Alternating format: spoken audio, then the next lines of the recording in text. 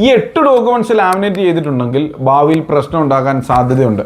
കഴിഞ്ഞ ദിവസം ഞങ്ങൾ കൺസൾട്ടേഷനിൽ വന്ന ഒരു കുടുംബമാണ്. വർഷങ്ങളായിട്ട് സൂക്ഷിച്ചിരുന്ന പ്രധാനപ്പെട്ട എല്ലാ ഒറിജിനൽ ഡോക്യുമെന്റ്സും വളരെ ഭംഗിയായി ലാമിനേറ്റ് ചെയ്തിരിക്കുന്നു. കേടാകാതിരിക്കാനാണ് എന്നതായിരുന്നു അവരുടെ മറുപടി. പക്ഷേ ഒരു ഔദ്യോഗിക ആവശ്യത്തിനായിട്ട് ഡോക്യുമെന്റ്സ് പരിശോധിക്കേണ്ടി വന്നപ്പോൾ ലാമിനേറ്റ് ചെയ്തുകൊണ്ട് വേണ്ടാത്ത ബുദ്ധിമുട്ടുകളും സമയനഷ്ടവും നേരിടേണ്ടി വന്നു. അപ്പോഴാണ് അവരൊരു കാര്യം തിരിച്ചറിഞ്ഞത്, എല്ലാ ഒറിജിനൽ ഡോക്യുമെന്റ്സിലും ലാമിനേറ്റ് ചെയ്യുന്നത് എപ്പോഴും നല്ല തീരുമാനമല്ല. പ്രത്യേകിച്ച് birth certificate, education document, marriage certificate, original property documents, ഇതുപോലുള്ള പ്രധാന ഒറിജിനൽ ഡോക്യുമെന്റ്സ്. കാരണം ഭാവിയിൽ verification, attestation, property transaction, legal നടപടികൾ എന്നിവയ്ക്കായിട്ട് ഈ ഒറിജിനൽ ഡോക്യുമെന്റ്സ് ആവശ്യമായിട്ട് വന്നേക്കാം.